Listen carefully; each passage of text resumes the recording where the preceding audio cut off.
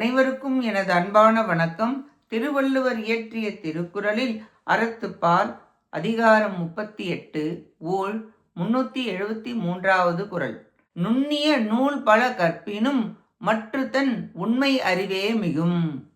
நுட்பமான பல நூல்களை முயன்று கற்றாலும் ஊழிற்கு ஏற்றவாறு அவனுடைய சொந்த அறிவே மேம்பட்டு தோன்றும்.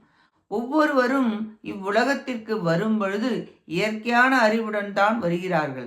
விதியால் பிழை செய்வார்கள். விதியின் ஆற்றலில்தான் செயல்கள் நடக்கின்றன. ஊழ் வந்தால் உண்மை அறிவே மிகும். பெரிய அறிவாளிகள் கூட பல தவற்றை செய்து விடுவர்.